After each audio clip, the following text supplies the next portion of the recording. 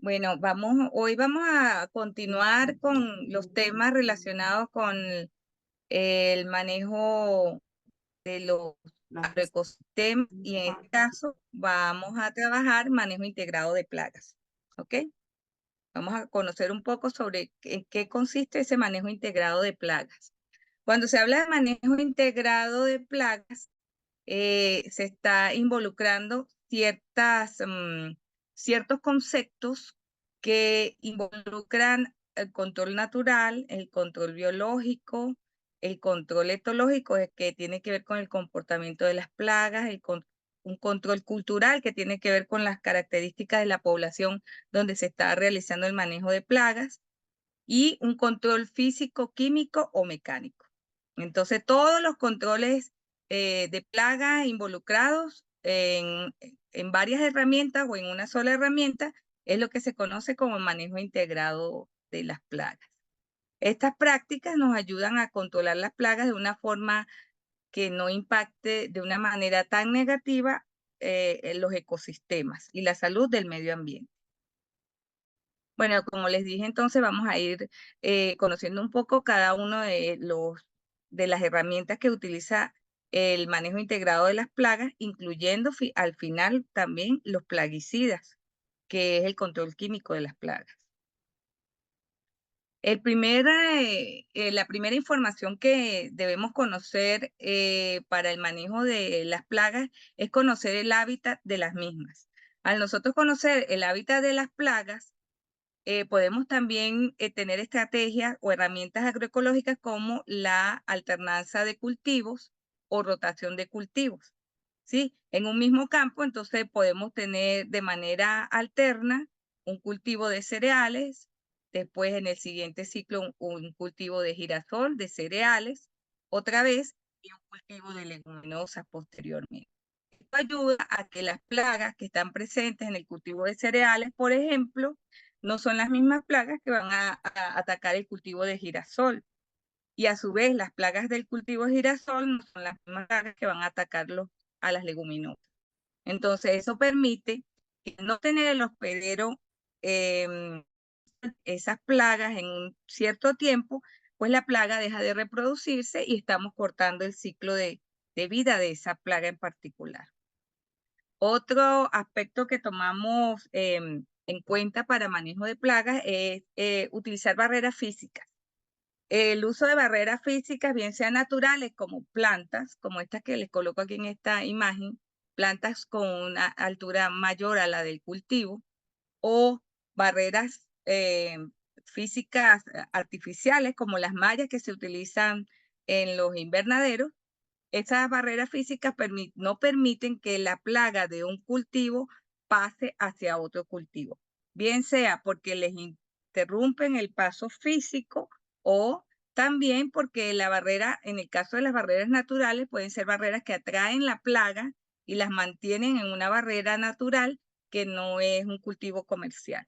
Entonces, en algunos cultivos comerciales se acostumbra a realizar esa especie de siembras en los bordes, que son como barreras de tipo natural, que además de barreras físicas también se consideran barreras de atracción.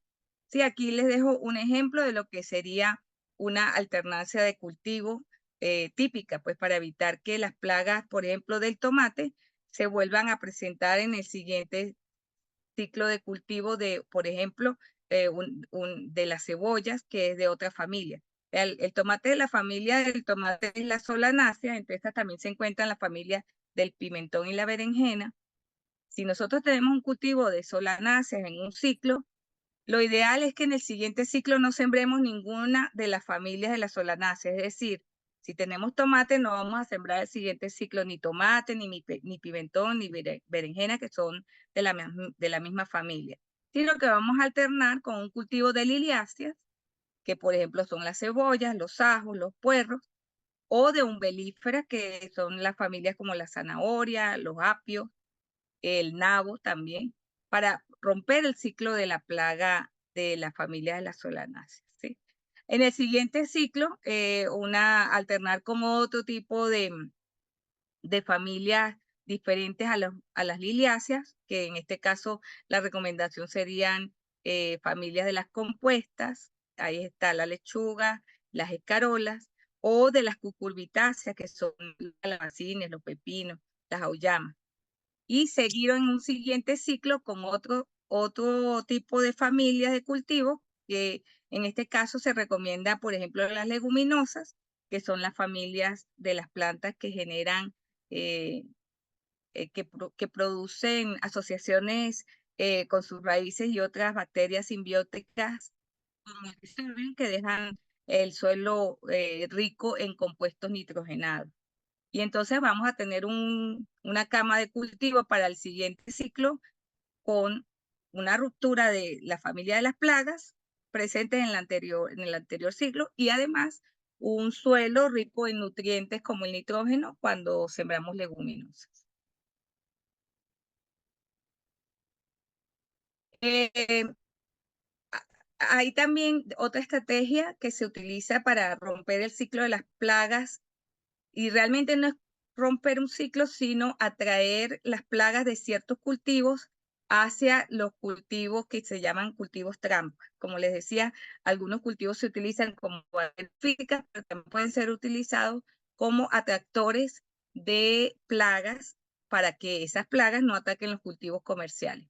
En el ejemplo que les traigo aquí en la imagen, ustedes pueden observar un cultivo comercial de eh, un repollo, y en el centro un cultivo trampa de mostaza. Estas plantas de mostaza atraen a la mayoría de los pulgones, que son escarabajos que atacan los cultivos como el brócoli, y también atrapan otro tipo de larvas de mosca que en su estado larvario pues atacan la raíz de las coles y del brócoli. Entonces, el cultivo de la mostaza en este caso está actuando no como una barrera física, sino como una barrera de una trampa para insectos, un cultivo trampa. Entonces las plagas quedan en el cultivo trampa, y el cultivo comercial pues queda libre, no completamente libre de plagas, pero el daño comercial pues se minimiza de una manera importante. Y lo que se considera un cultivo trampa. El ejemplo es de un cultivo, la berenjena utilizada como cultivo trampa para atraer lo que llaman la mosca blanca, que es uno de los insectos plaga que más ataca el cultivo del tomate, en este caso un tomate cherry. Entonces, la imagen de la derecha es el tomate que ya está en flor, y el cultivo trampa es la berenjena que está aquí al lado izquierdo, y se observa cuando se hace el análisis y el muestreo de plagas que la mayoría de las moscas blancas están sobre el cultivo de berenjena y no atacando el cultivo de de tomate, perdón. En este caso se utilizan plantas de la misma especie, de la misma familia, perdón, la misma familia, que son las solanáceas. Tanto la berenjena como el tomate son de la misma familia. Entonces, en este caso, pues la planta trampa es la berenjena, y la mosca, lo que llaman la mosquita blanca, que es una plaga muy importante en ambos cultivos, tanto en berenjena como en tomate, prefiere en este caso al cultivo de berenjena, que es el que estamos utilizando como trampa. La caléndula es otra de las especies que se utiliza también como un cultivo trampa. Esta es una flor muy linda. La caléndula tiene un colorido muy atrayente, y particularmente le gusta a algunas larvas del género de Lepidoptera que, perdón, que no es que les gusta, es que las repele. Repele la larva de los lepidópteras, y además también tiene un efecto repelente en otro tipo de larvas de los chinches, la larva de los chinches. Pero también es una planta que atrae otro tipo de insectos, y en este caso atrae la mosquita blanca también, y los thrips. algunos otros insectos que se consideran polillas y plagas de los tomates. Entonces se puede utilizar tanto como cultivo trampa como cultivo de atracción, ¿sí? O repelente. Es repelente y atrayente a la vez para algunas especies de insectos. Otra técnica utilizada para manejar plagas insectiles, sobre todo de insectos, porque recuerden que las plagas pueden ser insectos, pueden ser roedores, pueden ser nemátodos, pueden ser, o sea, las plagas se pueden presentar de diferentes formas.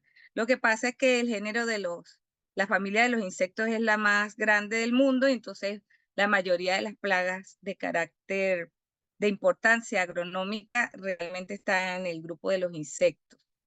Bueno, otro de los controles que se utiliza es el control biológico. Y para esto hay varias estrategias. La primera que traigo aquí a colación es la de plantar en épocas óptimas. ¿A qué se refiere? Bueno, en muchos países, sobre todo los países tropicales, el maíz se siembra a entradas de lluvia, pero a veces los productores prolongan ese tiempo de siembra unos días o una semana. La idea es sembrar justo cuando comienzan las lluvias, que hoy en día es un poco difícil de predecir debido a que hay muchos cambios a nivel de diferentes países, no solo por el cambio climático, sino por los efectos de las ondas tropicales o efectos del efecto del niño o de la niña, dependiendo del año o del lugar donde se esté presentando.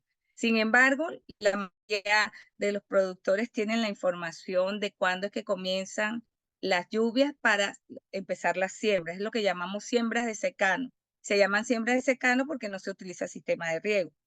Sin embargo, los productores que tienen los días de la presencia de la lluvia, las primeras presencias de lluvia, al hacer las siembras tempranas, están garantizando que ese cultivo de maíz llegue a una etapa menos crítica cuando aparecen las plagas más importantes del maíz, como por ejemplo el cogollero del maíz, que es Podoptera frugiperda.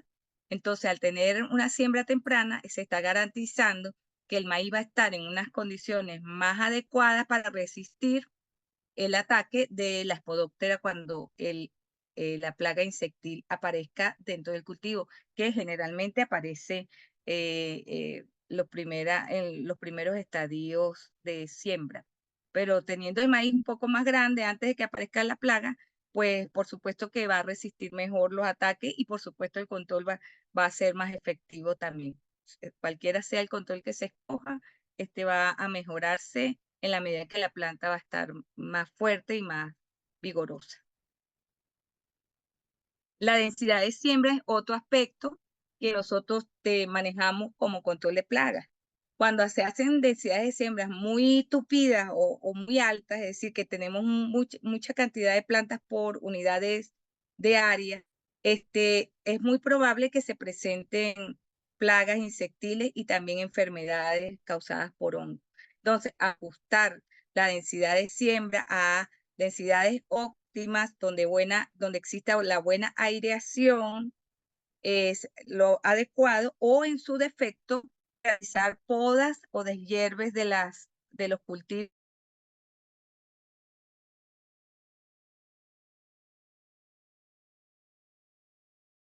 la presencia tanto de plagas como de enfermedades. Aquí te haré un ejemplo de poda y deshierve de la vid, ¿sí? Para evitar que sea infectado por un hongo que es el mildiu polvoriento de la vid, que se produce generalmente cuando la vid no tiene una buena aireación o una falta de poda. Entonces, de allí la importancia de que haya aireación en los cultivos. Y eso se hace haciendo la densidad de siembra adecuada o haciendo podas de los cultivos y de hierbas en algunos casos, por ejemplo, en el caso de los tomates, es importante también manejar el deshierve porque lo atacan también los hongos que pueden producir estos mildiu, como este es el ejemplo del tomate que tienen aquí arriba, la foto de un tomate con mildiu polvoriento. En el caso de los frutales, pues es importante hacer las podas porque las ramas, las podas también ayudan a eliminar ramas enfermas y esto ayuda a mejorar también la aireación de los huertos y de los frutales que se encuentren enfermos. Y bueno, ya les comentaba el deshierve de las hortalizas, que es fundamental porque las hortalizas también se ven atacadas por plagas insectiles y también por muchas enfermedades cuando no hay suficiente aireación dentro del cultivo. El manejo del suelo es otro de los aspectos.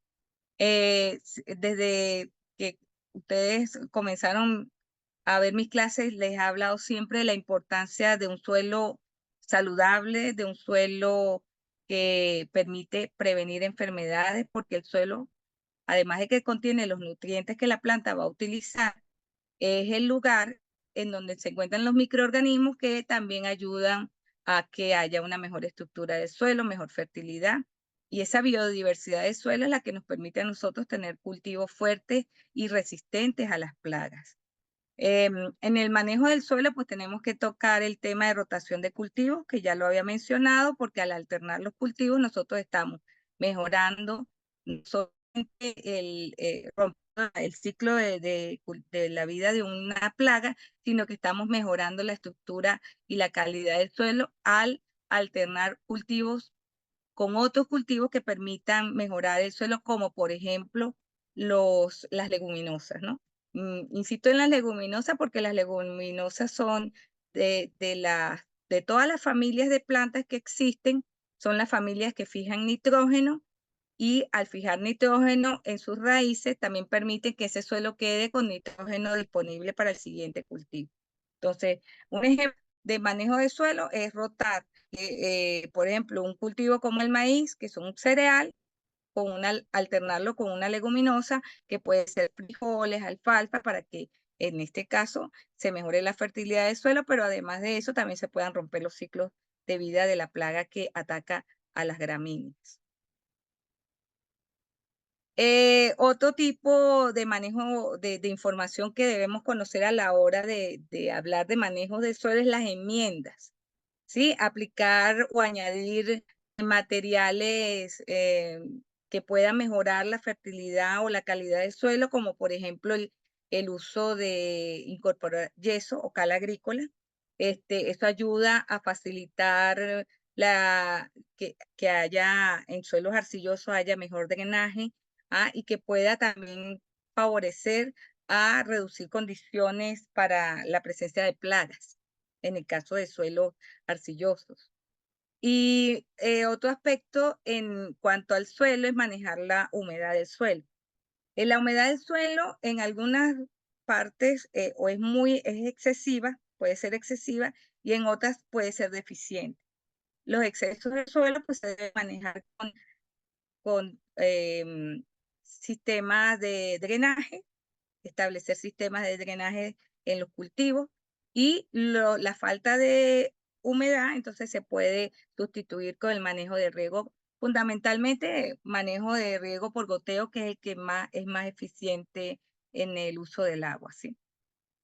Entonces implementar bien sea un sistema de riego por goteo o en el caso de suelo que tengan poco drenaje, un sistema a la hora de establecer un cultivo.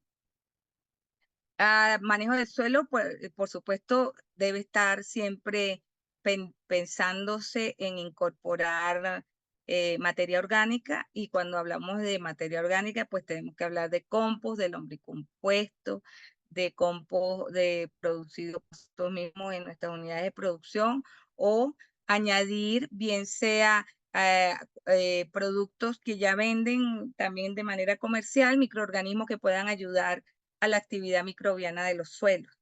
Sí, pero normalmente este es un tema que se puede manejar dentro de la misma unidad de producción si nosotros podemos adquirir estiércol animal y restos de cosecha. Tenemos nuestro propio de compost y lo podemos después incorporar a las unidades de producción de alimentos, sobre todo cuando estamos hablando de agricultura, ¿no? Perdón. Otro tema en el manejo del suelo es a aplicar coberturas cada vez que sea posible. En el caso de los cultivos comerciales de frutales, árboles madereros, pues se establecen esos cultivos entre las calles, se establecen cultivos de cobertura que generalmente son leguminosas. Como les digo, las leguminosas son las que nos ayudan a aportar nitrógeno y son buenos también como cultivos de cobertura. Eh, Siempre que sea posible, mantener el suelo cubierto con un cultivo de cobertura. Puede ser, como les dije, maní forrajero, que es una leguminosa, o un trébol o centeno, para evitar también la pérdida de la humedad del suelo y la erosión. Además, los cultivos de cobertura también pueden proporcionar hábitat a lo que son las plagas y evitar que esas plagas se vayan al cultivo comercial para nosotros minimizar los daños a nivel de ataque de plagas en esos cultivos que generalmente, pues, eh, en el caso de los frutales, tener cultivos de cobertura proporciona ese tipo de hábitat para las plagas y también para los enemigos naturales de esas plagas. La labranza mínima es otra alternativa que se presenta dentro de los temas de sostenibilidad en el manejo del suelo y no es otra cosa que minimizar la perturbación del suelo a la hora de la siembra. O sea, la menor la menor cantidad de maquinaria agrícola posible para practicar en estos suelos siembra directa de los cultivos. ¿Sí? No se puede hacer en todas partes, por supuesto. Esta es una práctica que hay que evaluar antes de establecerla. Simplemente les estoy trayendo la información de cuántas cosas podemos hacer a la hora de nosotros minimizar la incidencia de plagas en nuestros cultivos. Y al nosotros practicar una siembra directa en un lugar que sea adecuado para la misma, estamos mejorando, no nada más mejorando, sino conservando la estructura del suelo en ese lugar y reduciendo la incidencia de plagas al no exponer las capas inferiores de suelo a la superficie. Otra técnica también que se utiliza en zonas donde hay mucha incidencia de malezas en los cultivos es la solarización del suelo. Y esta solarización aprovecha la energía solar utilizando plásticos para desinfectar el suelo y eliminar de forma un poco menos artificial, o sea, no usando pesticidas, sino utilizando plástico, utilizar la radiación solar para desinfectar el suelo, tanto de plagas insectiles como de algunas malezas. También ha servido para reducir poblaciones de nematodos y de algunos hongos.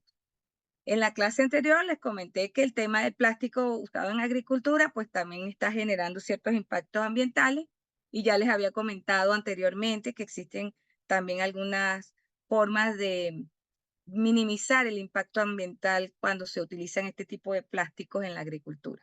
Que está en la clase anterior vimos un poco el tema de mitigación de los impactos ambientales por uso de plásticos y la generación de microplásticos a nivel de la producción de alimentos. Bueno, un siguiente tema para controlar plagas es lo que llaman el control etológico, que es el manejo de los comportamientos de las plagas. Cada plaga tiene un ciclo de vida en particular y conociendo el ciclo de vida de cada una de las plagas, nosotros podemos utilizar diferentes herramientas para su control. En el caso del control etológico se utilizan feromonas que se sintetizan de manera artificial para atraer y atrapar las plagas. Se utilizan algunas feromonas para confundir a los machos y evitar la reproducción de los machos con las hembras.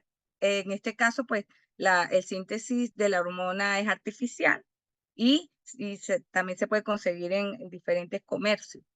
El fundamento de manejo de feromonas como control etológico, pues ha dado ciertos beneficios y éxito. En algunos casos, como en el caso del cultivo del maíz, se utilizan las trampas de feromonas para controlar el cogollero del maíz, que como les dije, es uno de las plagas insectiles más importantes del cultivo de maíz.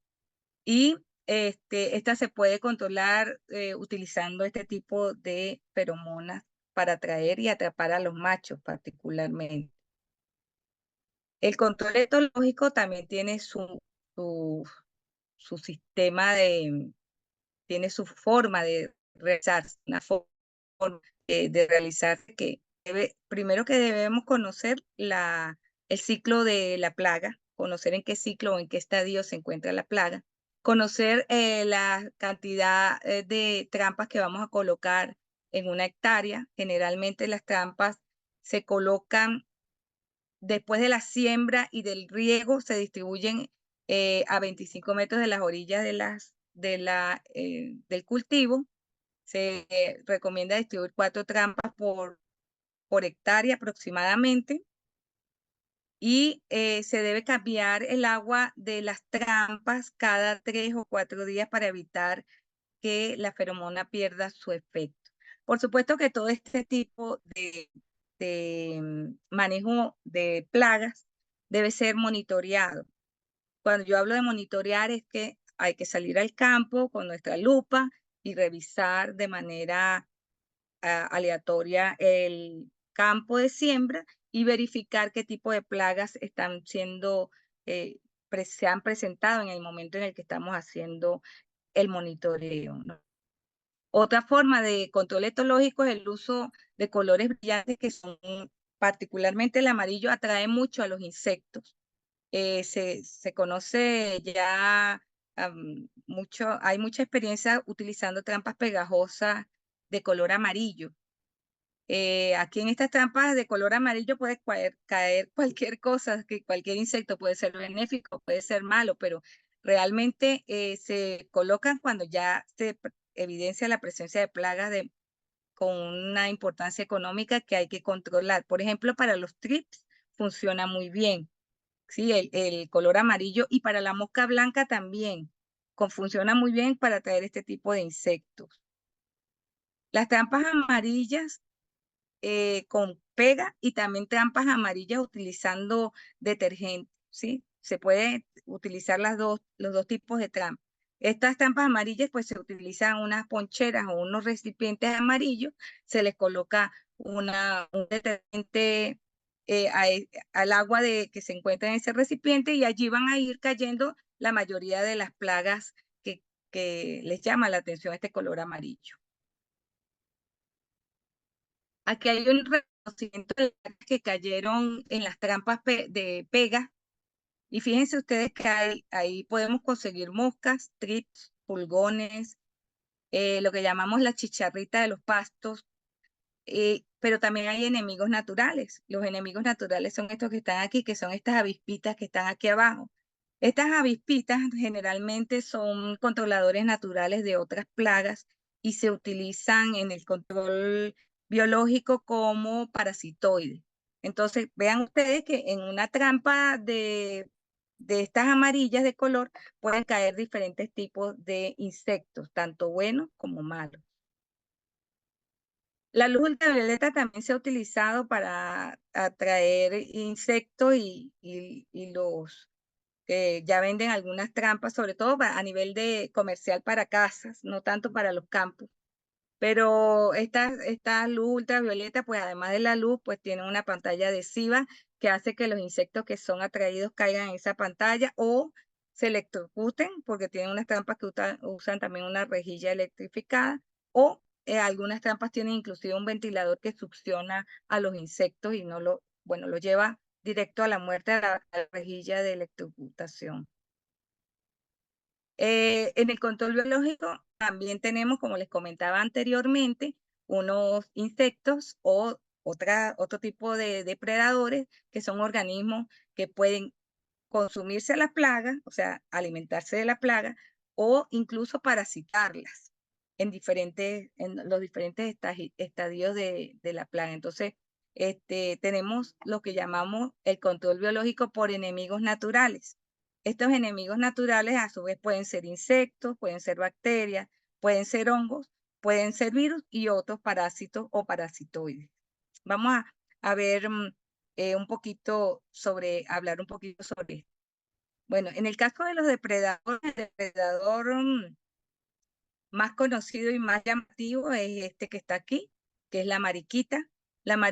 Cuando ustedes vean una mariquita de esta, pues agradezcan que existe, porque esta mariquita es un organismo que se alimenta de la mayoría de los huevos de otras plagas y de los áfidos, que son una de las plagas que más se reproducen en plantaciones comerciales.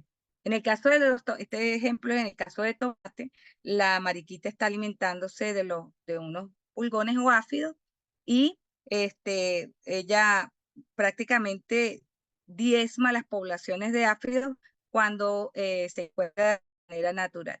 El tema con la mariquita es que es muy susceptible a los insecticidas, también le llama la atención las trampas de agua y las trampas de color.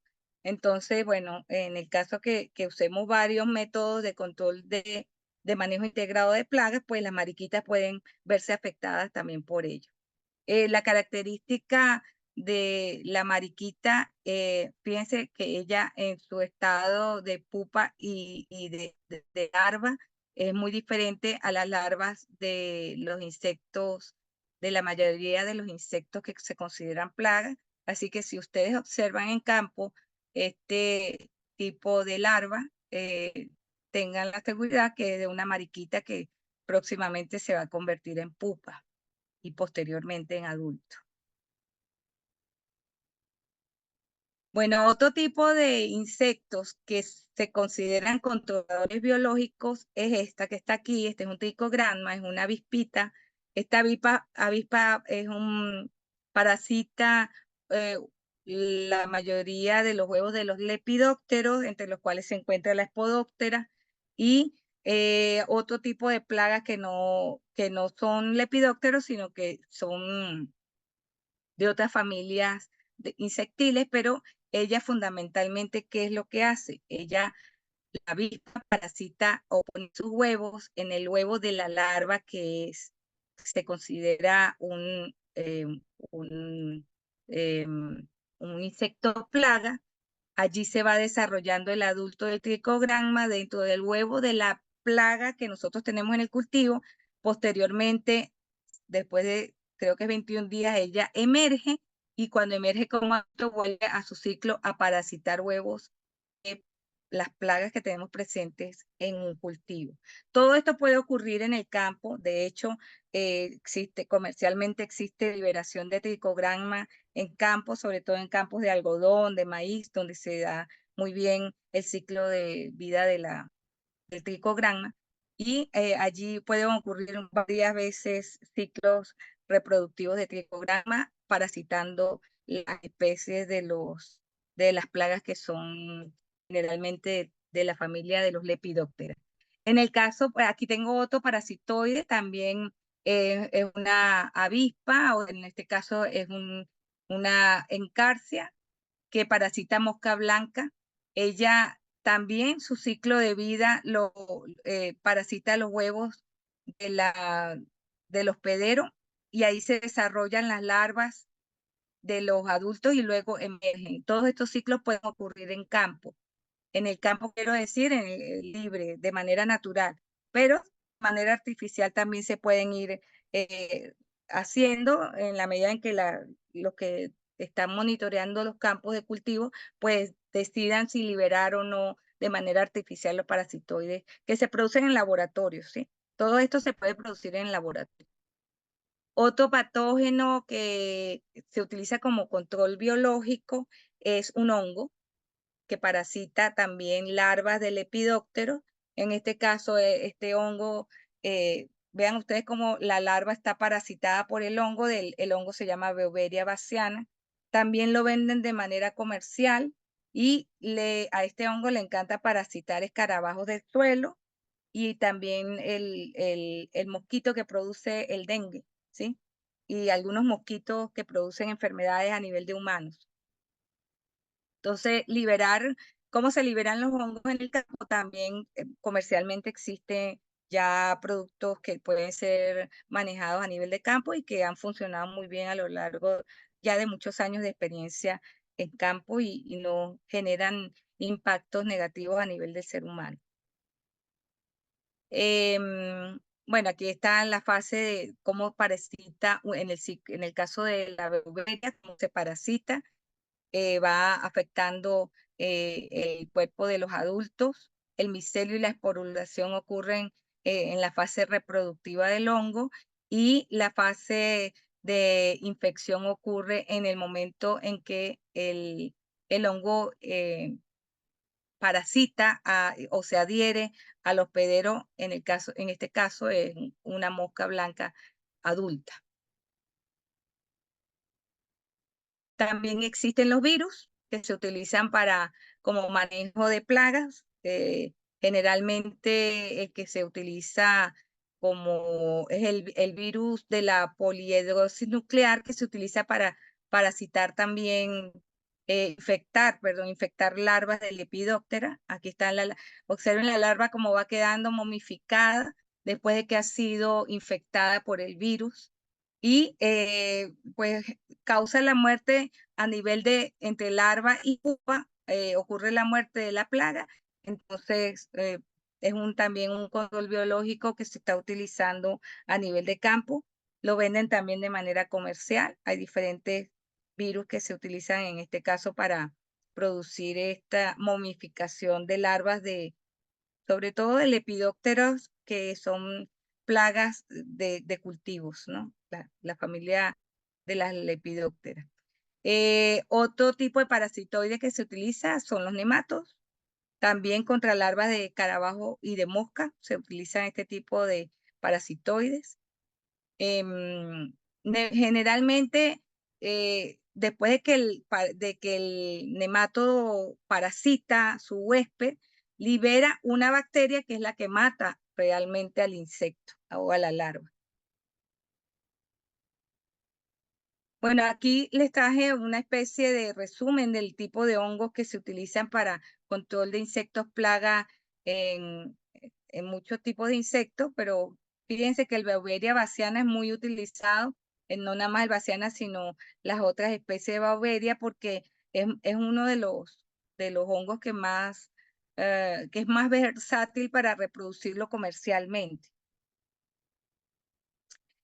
Otro manejo integrado de plagas incluye el uso de fitoinsecticidas. En el caso de los fitoinsecticidas, son sustancias que se extraen de forma natural de algunas especies de plantas.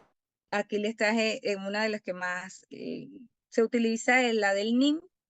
El NIM se utiliza es el aceite, que se utiliza fundamentalmente para controlar mosca blanca y escarabajo. Es este árbol que está acá, a mano derecha. Y el piretro, que es el Chrysanthemum cinerafolium, que su ingrediente activo es las piretrinas. También el ingrediente activo como piretrina se utiliza para control de ácaros, de pulgones, de mosquitos y de cucarachas.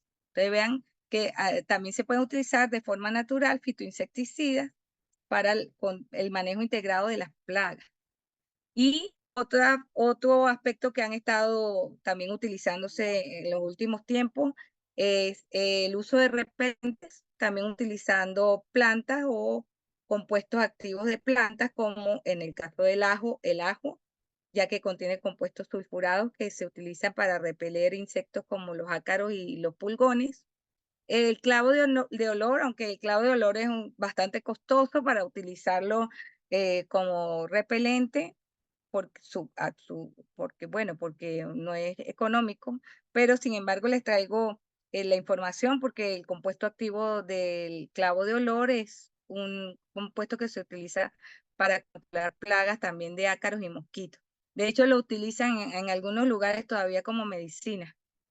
Y la ruda tiene un compuesto, también está compuesta por alcaloides, que su extracto repele pulgones y algunas larvas de lepidópteras también. La ruda es esta planta que está aquí a la derecha, en la parte inferior. Bueno, los plaguicidas se han utilizado desde hace mucho tiempo, desde que se sintetizaron de manera comercial. Son sustancias químicas que se utilizan en la agricultura. Los plaguicidas incluyen a los insecticidas, que son los que controlan insectos, a los rodenticidas, que son los que controlan los roedores, a los bactericidas, que son los que controlan las bacterias, y a los fungicidas, que son los que controlan hongos. Es decir, los plaguicidas incluyen a toda esta gama de productos químicos que controlan plagas a nivel de agricultura y ganadería. Vamos a un poco a describir un poco lo que son cómo se describen los insecticidas. Bueno, los insecticidas, por su modo de acción, se pueden clasificar en insecticidas de contacto, ¿sí? Que caen directamente sobre el insecto.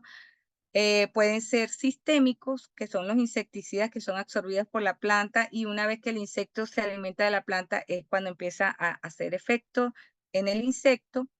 O los insecticidas fumigantes, que son insecticidas que tienen compuestos volátiles, y esa volatilización del compuesto hace que fumigue al insecto y afecte al insecto. Y los de repelentes, que son insecticidas que simplemente alejan la plaga del lugar donde se está aplicando. Por su parte, los herbicidas se consideran en dos grandes clases: los selectivos, ¿sí? Que matan cierta clase de especies de plantas sin dañar el cultivo, y los no selectivos, que matan todo, es decir, que cuando se aplican queman todo. Ejemplo de esto es el glifosato. Los fungicidas, a su vez, también se clasifican en tres grandes tipos de productos. En los protectores, son aquellos que se aplican antes de que la planta se vea afectada por el hongo. En este caso, el ejemplo clásico es el mancozeb. Los erradicantes son aquellos que se aplican después de que el hongo ha infectado a la planta. Y los sistémicos es aquel fungicida que es absorbido por la planta, por su sistema de floema y xilema, es atravesado al sistema vascular, y entonces afecta al hongo ya una vez que la planta lo ha absorbido de forma sistémica. Los bactericidas, bueno, son los que se utilizan para el control de las bacterias. Y un ejemplo clásico es la oxitetraciclina o la estreptoxicilina. Los nematicidas son aquellos que se utilizan para matar nematodos, que también los nematodos se consideran una plaga en algunos cultivos. En algunos cultivos es realmente una plaga muy fuerte. El método que utiliza para controlar nematodos de manera química se llama nematicidas. O sea, como nosotros decidamos el método o práctica a utilizar, eso es lo que a nosotros nos va a dar las diferentes opciones de manejo, tanto a corto como a largo plazo. Y cada una de estas prácticas que nosotros tomemos o utilicemos es lo que nos va a decir a nosotros si somos más o menos sostenibles en el corto o en el largo plazo. Oh, creo que ya, si llegué, bueno, creo que estoy en el tiempo, ¿verdad? Para las preguntas, algún comentario. Eh, Así Licenciada es, Patricia. Carmen. Así es, Carmen. Ya son casi 10 para las 2. No sé si alguien más quiere hacer alguna pregunta porque no hay aportaciones en el chat. Dile que Herminda alzó la mano. Herminda alzó la mano. Por favor, Herminda, abra su micrófono. Buenas tardes, maestra Carmen, y buenas tardes a también usted. No sé si es no sé si es quien Clara la que está por ahí. No, Patricia Eh, Marín, para no, servirle. Patricia, disculpe. No se Y preocupe. saludos a los compañeros. Y una consulta: ¿cómo se controla la plaga que agarra el árbol de canela? Yo tengo árboles de canela, pero me agarra, la hojita se pone de color café, y todavía no he encontrado cómo controlar esa plaga. ¿Y qué plaga es? Herminda, esa es una pregunta muy difícil de contestar. Primero, porque no tengo ni idea de cómo sería la plaga. A lo mejor no es una plaga insectil. Tendrías que hacer el monitoreo, ver si logras capturar un adulto, o la plaga que estás haciendo el daño, si es en forma de mordisco, si es una mancha. Sí, tendrías que mostrar imágenes para yo poderte decir, ah, no, eso parece más bien un hongo, parece un insecto. Empezando por ahí, hay que hacer el monitoreo. En todos, Carmen, en todos los cultivos hay que hacer un monitoreo y tratar de ubicar, si es un insecto, tratar de ubicar el adulto, porque la mayoría, para los que conocen los ciclos de los insectos pueden estar en la fase adulta, en la fase de larva, en la fase de pupa. En cualquiera de esas fases, es muy fácil de confundir el insecto, de confundir la familia de los insectos, sobre todo en larvas. En larvas es muy difícil decir, a menos que sea una espodóptera que se conoce a leguas, pues que todo el mundo sabe cómo es, pero es muy difícil para poder definir si es un insecto plaga. Tenemos que tener el adulto y hacerle el estudio y conocerlo, ¿sí? Una vez que se conoce el insecto, pues uno puede tratar de hacer alguna recomendación. Sin embargo, pues las recomendaciones se hacen sobre la base de muchas otras calificaciones que uno le da al cultivo, como la edad, el lugar, la época de siembra o la época en la que estamos. O sea, hay muchas cosas que se pueden evaluar allí. No sé si, Herminda, tú has logrado ver exactamente qué sí, es lo que está causando el daño. es una mancha de color café y las plantaciones son jóvenes, ¿verdad? No son muy viejas, sino que son jóvenes. Llegan al menos llega a una altura hasta ahorita esa plantación de un por lo menos metro y medio, todavía no está muy crecida, pero sí es una mancha color café que se instala en la punta de las hojitas. Yo estoy con eso y he andado investigando aquí en mi ciudad, pero todavía no he tenido la información. Yo lo que agarro es que le corto la hojita o la mitad de la hojita y pues no sigue eso, pero salen otras con esa misma mancha. Ya. Bueno, mira, cuando se habla de manchas, generalmente las manchas pueden indicar dos cosas. Primero, que sea un hongo.